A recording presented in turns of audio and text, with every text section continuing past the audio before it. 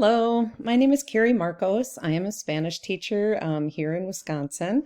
I also taught in Texas. I am certified 6 through 12. Today I'm going to be doing a lesson. The lesson that I chose is about the family, La Familia. It is Spanish 1, Novice Intermediate. I looked at the list and I saw there were some lower proficiencies and some higher proficiencies, so trying to meet both of those needs. And this is going to be for grades 6 through 12. The TEK that it's going to cover is going to be 1A and B primarily. So the student communication communicates in a language other than English using the skills of listening, speaking, reading, and writing. The student is expected to engage in oral and written exchanges of learned material to socialize and to provide and obtain information, and to demonstrate understanding of simple, clearly spoken and written language, such as simple stories, high-frequency commands, and brief instruction when dealing with familiar topics. And they will be presenting information using familiar words, phrases, and sentences to listeners and readers. I'm going to be talking about an assessment at the end where they'll be able to use that. This assessment that I'm using is called Lingua Meeting, and it actually will be able to cover all 5 of the TEKs, and I'll talk about that at the end. All right, so I'm using a Nearpod, and we're going to pretend I'm doing a lesson. So vamos a empezar. Bueno, hoy los objetivos de aprendizaje. Ustedes, al final de esta presentación, ustedes van a ser capaz de entender el significado de palabras y frases nuevas y utilizar las palabras y frases nuevas para conversar. En la lección del día tenemos 4 cosas. Primero, vamos a aprender, lo siento. Yo voy a introducir el vocabulario y vamos a mirar un video. Y después vamos a aprender el vocabulario. Entonces, vamos a repasar. Ustedes van a jugar juntos un juego de emparejar. Después vamos a practicar y conversar. Ustedes van a conversar con un compañero usando cartas de conversación. Y por fin, ustedes van a mostrar lo que han aprendido con un quizzes y Lingua Meeting. Y yo voy a explicar más sobre los dos al final. Bueno, pues hoy vamos a hablar sobre la familia. Por eso, comencemos. Primero, yo quiero saber, ¿qué sabes? Hoy vamos a conocer algunos miembros de la familia. Y yo quiero saber qué palabras usas para hablar de tu familia. Hay palabras que ya saben para hablar de tu familia. Y ustedes pueden escribirlos aquí. Aquí pueden escribir. Now this is where the students, sorry, it's kind of hard to do this without actual students, but they would type in, for example, something like el abuelo. And it would pop up here and I would see who it was. And just looking at my list of students, I could say, Sarah.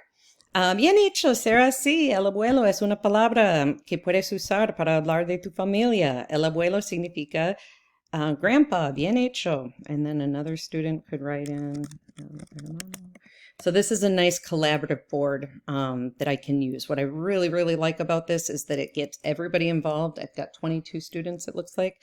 I can see that they're all writing. They can even just put NA, that they don't have any, and that's totally fine. I can use this afterwards, too, to keep track of what they knew, and then finally at the end what they learned. So this is just a good starting point for me to assess their knowledge of the topic. Ok, ahora tenemos un video para hablar más sobre la familia. En este video solo van a escuchar nada más y no van a entender todo. Solo quiero que ustedes escuchen y disfruten y nada más. So at this point I would show them a Tengo video. 2 hermanos. Una hermana mayor que yo. This is a YouTube that I really like. She does a good job explaining lots of different topics. And what I really like is that the students get to hear another pronunciation other than mine to help learn. So this is just another way to, another media to see. Bueno, ahora vamos a empezar con el vocabulario de hoy sobre la familia. Y yo voy a usar la familia de Homer, o de Bart Simpson. Bueno, ahora ustedes van a escuchar y repetir. El padre, el padre, el padre, el padre. Bien, Homer Simpson es el padre de Bart Simpson. Muy bien. La madre. Repiten. La madre. La madre. La madre. Marge Simpson es la madre de Bart Simpson. Muy bien. Los padres. Los padres. Los padres. Los padres. Muy bien. Los padres son, or Homer Simpson y Marge Simpson son los padres de Bart Simpson. Muy bien. And I would go like that. I don't want to run out of time, so I'm going to skip through this. I would just continue like that. And then, and showing the relationship so that they're understanding, answering any questions. And then, ahora es la hora de repasar. Vamos a repasar lo que hemos aprendido. So with this activity, they're going to do matching, and I can do it with them. It shows me how fast they're able to do it. Again, I can see that everybody is doing it, so it engages everybody. I can be answering questions. This is formative. This is not an assessment. It's just for fun. So we go through abuelo, grandpa, there you are, and brother, hermano, and we can be talking during this time. Father, and I can be helping them, los padres. Why am I not? There we go, parents, aunt, tia, madre, tío, uncle, grandma, abuela, and cousin, prima. And again, I'll get their score at the end. I'll be able to see how fast or how slow they did it.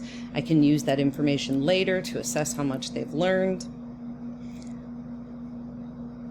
And it engages everyone. Bueno, ahora es la hora de practicar y conversar con un compañero.